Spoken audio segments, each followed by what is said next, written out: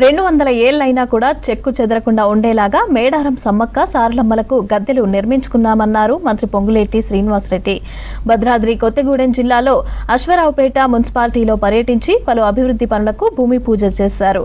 స్థానిక ఎన్నికల్లో గెలుపొందిన అధికారిక పార్టీ సర్పంచ్లను సన్మానించారు మంత్రి పొంగులేటి. ఇక కాంగ్రెస్ సర్కార్ పాలనను మెచ్చి పంచాయతీ ఎన్నికల్లో ప్రజలు మెజార్టీ స్థానాల్లో విజయమిచ్చారన్నారు.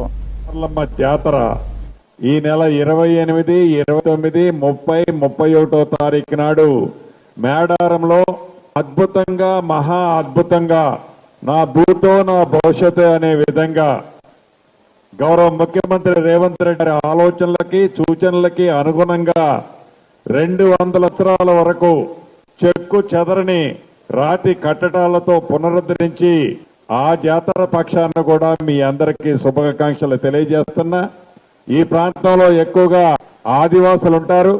తప్పకుండా ఆ అమ్మవారి దీవెనల కోసం ఆదివాసులు ఆదివాస ఇతరులకు కూడా అమ్మవారిని దర్శించుకొని కోరికలు నెరవేర్చే విధంగా కోరికలు కోరుకుంటారని కూడా ప్రతి ఒక్క అభిమానికి ఈ వేదిక ద్వారా తెలుపుతూ, పేదోడి ప్రభుత్వం, పేదోడికి అండగా ఉండే ప్రభుత్వం, పేదోడికి భుజము తట్టి కాపాడే ప్రభుత్వం, అటువంటి కాంగ్రెస్ ప్రభుత్వం పక్షాన నిలబడ్డ అభ్యర్థుల్ని గ్రామీణ ప్రాంతంలోని ఆడబిడ్డలు, అన్నదమ్ములు, రైతన్నలు మనస్ఫూర్తిగా దీవించారు కాబట్టి ఇన్ని సీట్లు ఈ అశ్వరావుపేట నియోజకవర్గంలో పార్టీ బలపరిచిన అభ్యర్థుల్ని గెలిపించగలిగారు.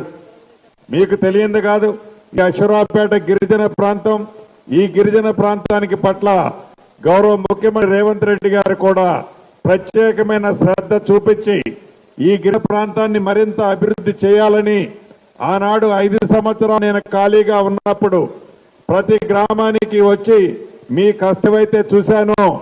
ముఖ్యంగా ఇళ్ల విషయంలో 10 సంవత్సరాలు ఆనాటి ప్రభుత్వం ఇళ్లు కట్టించాలనే జ్ఞానం కూడా లేకుండా పేదవాడి కష్టాలను విస్మరిస్తే ఈ ప్రభుత్వం వచ్చిన తర్వాత పేదవాడి ఆత్మ గౌరవానికి చిహ్నంగా ఉండే ఇందిరమ్మ ఇళ్ళని ఆ ఇచ్చేది కూడా గిరిజన ప్రాంతంలో ఐటీడీఏ ప్రాంతంలో అదనంగా 3500 కాకుండా ఇంకొక 1000 ఎక్కువ ఇవ్వాలని నిర్ణయించి మన అశ్వరావుపేటకి 4500 ఇళ్ళు ఇవ్వటం జరిగింది.